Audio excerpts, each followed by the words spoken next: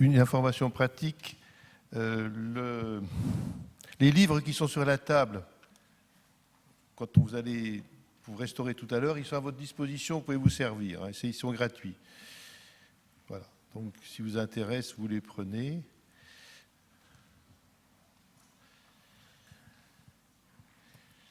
Alors, pendant que nous préparions ce colloque, l'attention a été attirée une fois de plus sur les circonstances de la découverte de l'origine chromosomique de la trisomie 21. Et donc nous avons décidé d'inviter Marthe Gauthier à venir se joindre à nous et à faire présenter un exposé. Ce qu'elle a fait bien volontiers, elle a accepté assez facilement le principe, à condition que ce ne soit pas un exposé, que ce soit des questions qu'on lui pose. Puis il se trouve qu'en fait, dû à des difficultés personnelles et des difficultés, disons, de santé dans sa famille, elle préfère s'abstenir de voyager en ce moment et de parler en public, mais elle avait déjà répondu aux questions qu'on lui avait posées et donc elle a accepté le principe que ces questions soient présentées au public et elle a validé le diaporama que je vais présenter maintenant.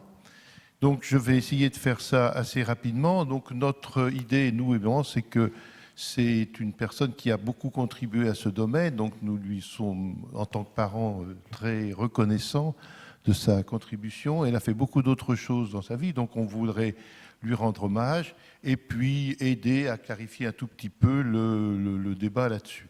Donc je présente rapidement... alors je voudrais dire aussi que j'ai donc discuté très longuement au téléphone avec Marthe Gauthier et Jacqueline Landon lui a rendu visite. Ils ont eu beaucoup de discussions par téléphone et donc c'est un travail un peu collectif qu'on va vous présenter ici et bien sûr sans aucun esprit polémique. Bien sûr, il s'agit simplement d'essayer de rétablir un tout petit peu les faits. Voilà, donc c'est une personne qui n'est plus tout à fait de la toute première jeunesse. Puisqu'elle est née en 1925, elle a fait des études de médecine, elle s'est spécialisée très tôt en cardiologie. Elle est allée aux États-Unis pour approfondir ses connaissances de cardiologie, parce qu'à l'époque, ils étaient très en avance. Encore dans les années 60, on allait se faire opérer du cœur aux États-Unis. Et avant que, évidemment, la France devienne un des centres de référence dans ce domaine. Et elle a appris incidemment la culture des tissus et elle a participé à son retour en France à cette équipe qui a été à l'origine donc de la découverte de l'origine chromosomique du mongolisme. Et elle est retournée très vite à la cardiopédiatrie où elle a joué un rôle très éminent et il y a beaucoup de gens qui lui sont reconnaissants de tout ce qu'elle a fait dans ce domaine. Alors, il y a eu des discussions récurrentes sur les circonstances de cette découverte. En particulier, on en a reparlé à Limoges quand c'était le 50e anniversaire de cette découverte. Et puis, en 2007, l'Église catholique a soulevé aussi le problème parce qu'il y a eu un procès en proposition de béatification de Jérôme Lejeune. Donc, automatiquement, il y a une enquête dans ce cas-là qui est diligentée par l'Église catholique, donc qui a interrogé des experts, des témoins. D'autres se sont manifestés spontanément. Bon, voilà. Donc, et puis, Marthe Gauthier a eu entre-temps, bien sûr, beaucoup de distinctions pour sa carrière, mais récemment, elle devait recevoir quelque chose de très prestigieux, qui est le Grand Prix de la Société française de génétique. Elle devait faire un discours. J'ai vu d'ailleurs les transparents de ce qu'elle avait préparé, mais la Fondation Lejeune a envoyé des huissiers pour enregistrer son intervention, pour être sûr qu'elle ne disait pas des choses contre eux. Ce qui, évidemment, est une circonstance un peu particulière, c'était très, très rare, mais à mon avis, c'est la première fois qu'on envoie des huissiers dans un congrès scientifique. En général, les scientifiques, moi je suis scientifique moi-même, donc je suis professeur à l'université Lyon 1, je travaille en physique. En général, on débat des problèmes entre nous. Voilà. Bon, donc les responsables du colloque de Bordeaux ont annulé la remise de médailles. Ce qui fait qu'elle ne s'est même pas présentée, elle est restée à son hôtel, elle a repris le train pour Paris, et le lendemain, on lui a remis le prix en catémini chez elle. Bon, c'est pas tout à fait normal, mais enfin, les circonstances donc, de cette annulation de remise de médaille ont un peu indigné non seulement les familles de trisomiques, mais aussi les familles disons les scientifiques. Donc, je suis à double titre moi-même un peu concerné. Voilà. Donc, ce papier, le rendu du scan n'est pas très très bon. Vous voyez, c'est le fameux papier Jérôme Lejeune, Marc Gauthier avec une faute d'orthographe dans son nom et Raymond Turpin. Il y en a un deuxième ensuite. C'est un papier évidemment qui a été très important, surtout la découverte a été après confirmée peu de temps après par une équipe anglaise qui a d'ailleurs confirmé l'antériorité de ce papier. Et puis ensuite, il y a eu un papier dans le bulletin de l'Académie nationale de médecine. C'est toujours l'année 59. Bon, l'ordre des signataires a encore un peu changé, mais enfin voilà, donc il y a quand même, elle est encore participante. Vous remarquez aussi qu'il y a eu un papier très intéressant de synthèse déjà des tout premiers travaux, parce que les choses allaient très vite dans la revue Nature. C'est un papier qui est signé du seul Jérôme Lejeune, et qui expose effectivement avec plus de détails que dans ces bulletins où la longueur des articles était très, très limitée. Ce sont des petits flashs en quelque sorte pour annoncer des publications qui sont après expliquées plus en détail dans des revues plus spécialisées. Voilà. Donc voilà les questions que j'ai posées à Marthe Gauthier et qu'elle m'a envoyé un retour et elle les a relus avec Jacqueline. Ce qu'elle a voulu appeler des essais de réponse qui éclairent un petit peu sur sa personnalité. Je lui ai demandé d'abord, le texte complet est dans les fascicules qui vous ont été remis, donc je peux me permettre de passer assez vite. Je voudrais lui demander d'abord qu'elle pouvait retenir de sa longue carrière en cardiopédiatrie. Elle a dit c'était que au départ de ses préoccupations, c'était les malformations cardiaques des nouveau-nés, avec ou sans handicap. Et elle est allée aux États-Unis parce qu'elle savait qu'on allait développer ce domaine en France, donc elle voulait se mettre un peu au niveau des plus récentes découvertes. Et elle voulait apprendre là-bas quelles étaient les méthodes de diagnostic, de traitement et de possibilités de chirurgie. Voilà, donc elle a fait après son internat en pédiatrie et en cardiologie. Elle a fait une thèse sur le rhumatisme articulaire aigu, donc qui peut avoir des conséquences sur les affections cardiaques. Voilà. Alors, quels sont dans sa carrière de cardiologue, les recouvrements avec son autre domaine, où elle a fait un passage fulgurant, mais très remarquable, mais très bref. Donc, quels sont les problèmes cardiaques ça a été évoqué souvent ici, c'est-à-dire que les problèmes plus souvent, on parlait d'une fréquence de presque 50%, c'est les malformations cardiaques, communication entre ventricules, ou de temps en temps, quelque chose de maladie bleue où il y a plus que où il y a 4 déformations caractéristiques qui sont évidemment très importants pour la santé et qui peuvent même amener des complications mortelles à terme et donc qui maintenant sont souvent traitées de manière chirurgicale. Voilà. Donc il y en a beaucoup, j'en fais partie, gens dans cette salle qui ont eu leurs enfants opérés à un certain âge pour ça. Voilà, donc elle a reçu dans sa carrière de nombreux prix. Voilà, c'est un des prix, c'est le prix de la Fondation Novo, qui est un prix très, très prestigieux. Je mets comme ça de temps en temps des flashs des documents entre deux questions. Et je reviens quand même avec elle de quand datent les premières recherches sur les chromosomes humains. Alors elle m'a un peu appris des choses, qu'en fait, moi je ne pensais pas que c'était aussi ancien. En fait, elle dit, à partir du moment où on a eu le microscope, ça a commencé.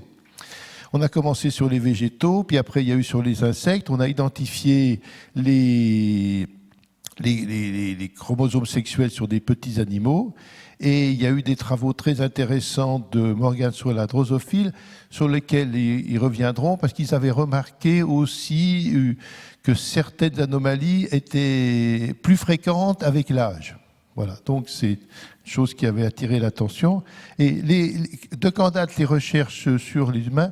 Eh bien, en fait, c'est assez tardif parce que, en fait, il a fallu attendre 56 pour connaître le nombre exact des chromosomes humains. Est-ce qu'il y a eu des estimations qui avaient été faites et qui étaient, en fait, qui se sont avérées tout à fait, pas tout à fait exactes. Alors, évidemment, si on veut détecter un chromosome supplémentaire, il faut d'abord commencer par connaître le nombre exact au départ pour les individus qui ne sont pas atteints de ce problème. Donc voilà, elle a cité certains noms que vous verrez dans le papier, mais enfin c'est en 59, vous voyez, par rapport aux premières études sur les chromosomes, c'est évidemment relativement tardif. Voilà. Alors, donc le nombre de chromosomes, c'est 46, et la difficulté... C'est la question qui était, mais pourquoi est-ce que ça a tant tardé? C'est parce que, d'abord, il y a beaucoup de chromosomes par rapport à des spécimens de végétaux ou de petits animaux, et ils sont de tailles différentes, et ils ont tendance à se superposer à l'examen, ce qui fait que sont certains qui cachent les autres. Voilà. Donc, on a fallu d'abord les classer par taille et les observer. Elle fait remarquer aussi que normalement, si on faisait la dénomination maintenant, le fameux chromosome 21 serait le 22, parce qu'en fait, il est plus petit. Mais on a gardé 21 parce que, bon, on a pris l'habitude de parler du chromosome 21. Voilà. Donc, en fait, c'est ça qui a été une des difficultés.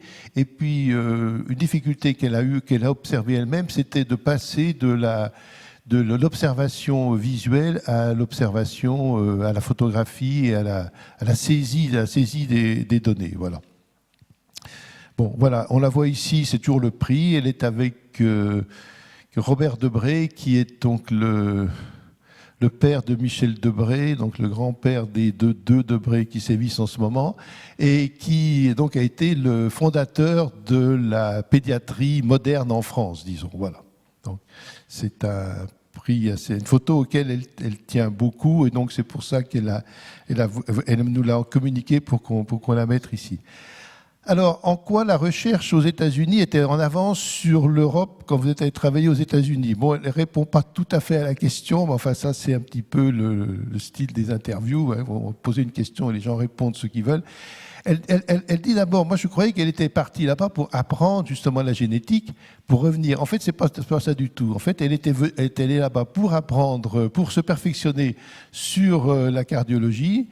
En particulier, elle a appris les traitements des cardites qui sont dus à un microbe très sensible à la pénicilline, mais on avait du retard à cause de la guerre, juste... Et il n'y avait pas de statistiques sur la durée des traitements, les doses qu'il fallait faire et de l'usage ou non de la cortisone, qui apparemment dont on se méfiait pas mal en France à cette époque. Voilà. Donc elle a fait un tour des centres, principalement sur la côte Est, où il y avait des gens qui travaillaient là-dessus et qui analysaient les dosages et les effets secondaires. Voilà. Alors, en fait, question, donc c'est la suite de la même question. Elle dit qu'elle n'a pas fait de génétique, mais pour un problème de cardiologie sur lequel je ne reviendrai pas, elle a appris la culture des tissus. Donc, elle avait cette expérience. Et quand elle est rentrée en France, elle devait avoir un poste, en fait, en cardiologie, et puis il y a eu un petit loupé. Et donc, elle n'a pas eu ce poste, et donc elle a eu cette proposition de travailler dans l'équipe de Raymond Turpin. Et en fait, ça tombait bien parce qu'il se posait la question de savoir s'il ne pouvait pas faire de la culture de tissu pour analyser les chromosomes, compter les chromosomes et analyser les chromosomes des personnes qu'on appelait à l'époque mongoliennes. Mais alors, on lui a ouvert un local. Donc, où elle a tout. Donc, son premier travail, ça a été de meubler ce local avec du matériel. Alors, elle se souvient très bien qu'elle a acheté du verre spéciaux dans une verrerie de laboratoire qui était rue Mont, je me souviens de ce détail, qu'elle a acheté des œufs, qu'elle a acheté un coq bio, qu'elle mettait en pension chez une infirmière qui avait un logement dans les enceintes de l'hôpital. Voilà. Donc, et elle prenait le sérum de son propre sang, et elle a fait la manip, et elle dit, j'ai gagné parce que j'ai fait le décompte et j'ai fait la découverte. Et puis elle dit, la découverte était française et la découverte était mienne. Alors il y a une toute petite variante de cette cette façon de faire, c'est que vous êtes sans doute très nombreux, nous sommes sans doute très nombreux dans cette salle à recevoir la lettre de la Fondation Lejeune. Alors, dans la dernière livraison, on parle de Marthe Gauthier qui travaillait dans le laboratoire du professeur Lejeune. Je suis désolé, mais c'est une contre-vérité historique parce qu'un peu plus loin, sur le site de la Fondation Lejeune, on voit que Lejeune était chargé de recherche en 1959. Bon, chargé de recherche, c'est pas mal, c'est à peu près au milieu de la carrière d'un scientifique. Mais à l'époque, on avait des carrières fulgurantes. Il y avait des gens qui, par exemple, partaient à 29 ans, fondaient un département en province. Moi, je sais qu'on a fondé Orsay dans les années 50. Un ami à moi qui a maintenant 90 ans, il avait 29 ans, il était directeur du laboratoire et il était professeur et il avait des élèves de 25 ans. Bon, donc pour Jérôme Lejeune, être à 35 ans chargé de recherche, c'était tout à fait honorable. Mais enfin, il n'était pas du tout professeur et il n'avait pas de laboratoire. Donc, je voulais préciser un petit peu les choses comme ça. La biographie officielle et la version qui est donnée ici sont évidemment en pleine contradiction. Voilà. Ça n'ajoute rien, vous voyez, de dire que les gens sont... On n'est pas professeur à 20 ans, il était professeur en 1964, bon, ce qui n'est pas si mal. Mais c'était elle qui a fondé le laboratoire sur les instructions de Raymond Turpin. Voilà. Et donc voilà, elle signale aussi qu'elle a eu des médailles pour ça. Et quelles étaient les relations au sein des équipes aux États-Unis? Est-ce que c'était des relations plus ou moins hiérarchiques? Une question de savoir, moi c'était un peu insidieux de ma part, savoir si elle était une fine politique, c'est-à-dire que si elle connaissait un petit peu les moyens de monter, de descendre, de contourner. En fait, elle dit qu'elle ne peut pas répondre à cette question, que ce qu'elle ne comprenait pas, son anglais n'était pas suffisant pour comprendre ça, puis j'ai l'impression que ça ne l'intéressait pas du tout. Elle était stagiaire avec un court séjour, je crois qu'elle s'est concentrée sur l'aspect vraiment scientifique, c'est-à-dire approfondir ses connaissances en cardiologie. Elle avait que quelques mois pour revenir en France en ayant engrangé tout ça. Voilà. Donc voilà, et après, je fais une petite parenthèse ici, après cet incident de janvier, c'est vrai que la revue Science a fait un article assez long pour revenir là-dessus, et c'est vrai que c'est un peu une mauvaise image qu'on a donnée à France que d'avoir cet incident. Voilà, donc répond là. Alors, je vais te poser la question après, qui nous concerne plus, nous, quelle est entre la publication de son travail et la diffusion dans le public, combien de temps s'est-il passé? Bon, elle dit que très peu de temps. Elle dit qu'il y a eu une diffusion très rapide, mais que les gens n'ont pas compris toutes les retombées. C'est-à-dire qu'ils ont vu que c'était chromosomique, mais ils n'ont pas compris tout de suite que ce n'était pas héréditaire. Or, ça a été vraiment un des mérites de cette première découverte et des travaux immédiatement qu'on suivi de Lejeune et Turpin, de montrer que c'était quelque chose d'accidentel. Voilà. Donc les gens n'ont pas pris la mesure tout de suite, du moins le grand public. Et elle se souvient qu'à l'époque, on rendait coupable une forme héréditaire de la syphilis. Et que mais elle a compris tout de suite que cette découverte a fini par déculpabiliser les familles, et en particulier les femmes, parce que dans son esprit, bien entendu, à l'époque, c'était surtout les femmes qu'on rendait responsables des problèmes qu'il y avait à la naissance. Voilà. Donc, c'était ça. Alors, pour terminer, je lui ai demandé... Vous qui maintenant, vous avez 88 ans, est-ce qu'il y a des jeunes chercheurs, des jeunes médecins qui font comme vous, qui ont une carrière à la fois de recherche fondamentale et puis de temps en temps de carrière de soins? Est-ce que vous leur donnez des conseils? Alors elle me dit, oh, vous savez, ils ne me demandent pas rarement conseil. Bon, ça c'est une première chose, façon de botter en touche. Et puis elle dit que en fait, c'est quelque chose qu'elle ne recommande pas, de courir 2 lièvres à la fois. Elle dit que ça devient trop compliqué, mais que l'alternance de périodes de recherche dans un laboratoire et de périodes dans un service de soins, et pour elle, lui semble très, très, très intéressant. Alors après, elle dit évidemment que c'est le problème du médecin, c'est d'abord d'avoir bien compris les problèmes du malade et de les résoudre avec lui. Donc j'ai compris quand même que c'est cet aspect humain de son travail qui l'a peut-être le plus intéressé, c'est peut-être celui qui resterait le plus si elle devait faire un choix. Voilà. Bon. Mais elle dit quand même que pour elle, ça a été enrichissant de allier à la fois la recherche fondamentale et la recherche clinique. Voilà. Alors, qu'est-ce que vous voudriez maintenant dire aux participants du colloque de Lyon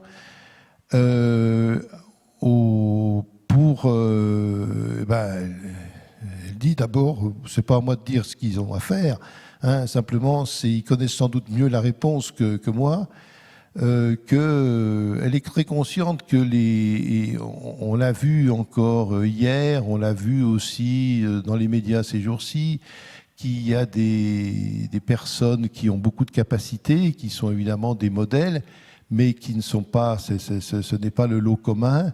Donc les circonstances sont variées, les trisomiques sont très différents. Et elle a observé aussi qu'il faut protéger la fratrie. Donc ça, c'est vrai que c'est un sujet récurrent chez nous. On en parle très souvent quand on veut faire une soirée débat dans nos associations. Un des sujets qui revient le plus souvent, c'est la fratrie. Et c'est vrai que ça fait toujours ça le comble. Et c'est vrai que c'est un sujet très, très important. Elle parle aussi du couple qui doit être protégé, mais elle dit, bien sûr, c'est pas spécifique à la trisomie, mais pour tous les autres handicaps, c'est vrai que ça fragilise le couple. Il faut trouver de l'aide, mais il faut trouver dans les récents progrès une source d'espoir, parce que c'est vrai que, on l'a vu ce matin à l'illustration, c'est dommage qu'elle soit pas là pour se rendre compte, parce que c'est vraiment extraordinaire de voir les progrès qui ont été faits en 55 ans. Et donc, après, elle dit, écoutez, continuez à vous battre. Bon, écoutez, donc, dans le respect des différences et de leur complémentarité. Donc, c'est vrai que je voudrais laisser maintenant cette image. Voilà, donc, moi, j'aime bien cette photo, parce que c'est typique d'une intellectuelle catholique de gauche, engagée un petit peu dans l'écologie. Et c'est un aspect, bon, disons, c'est une image sympathique qu'on peut retenir de Marthe Gauthier pour terminer.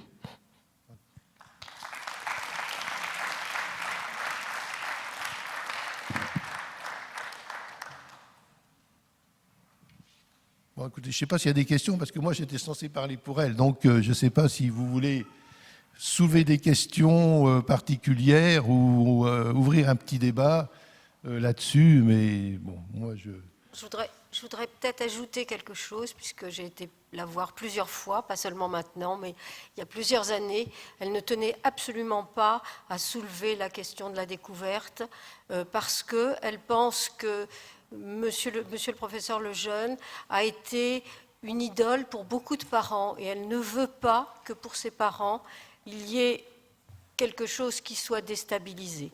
Et elle tenait beaucoup à le dire, et c'est à la faveur de problèmes de béatification de M. Lejeune qu'il y a eu un certain nombre de choses qui ont été retrouvées dans la découverte. C'est vrai qu'elle a créé le laboratoire, mais pour elle, les chromosomes, c'était accidentel dans sa carrière. Elle a fait ce travail le plus consciencieusement et le mieux qu'elle pouvait, et puis, quelles que soient les circonstances qui ont fait qu'elle est partie du laboratoire du professeur Turpin, ce qui l'intéressait, c'était les patients, les malades, la cardiologie. Elle a fait toute sa carrière en cardiopédiatrie. Je voudrais juste ajouter que le professeur Turpin n'est pas assez cité par les médias. C'est lui qui avait initié l'idée, en regardant comment survenait la trisomie 21 dans les familles, qu'il y avait quelque chose qui n'était pas héréditaire, mais qui devait être quelque chose de génétique. Et donc, c'est pour ça que quand il a entendu à un congrès à Stockholm, je crois, enfin, je ne sais plus si c'est Stockholm, qu'on pouvait dénombrer le nombre de chromosomes humains, il a dit tout de suite « Ah, c'est dommage qu'on ne puisse pas faire ça ici, dans mon service ». Et c'est là où Marthe Gauthier a dit « Challenge, je suis dedans ». Voilà. Si vous allez chez elle, on n'a pas de photo de chez elle, mais c'est bourré de livres de partout. Elle avait sa consultation à Paris de cardiopédiatre. Voilà, et c'est une femme qui a beaucoup d'humour et qui cultive les plantes dans la cour et qui est tout à fait saine de corps et d'esprit.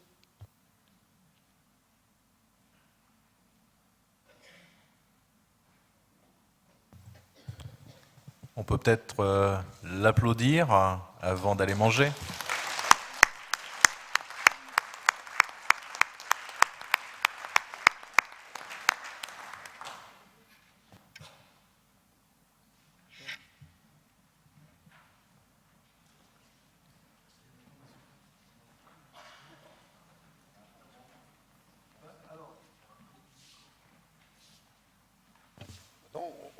On va, dans la salle où il y a eu le café ce matin, il y a un buffet qui doit être en train d'être établi.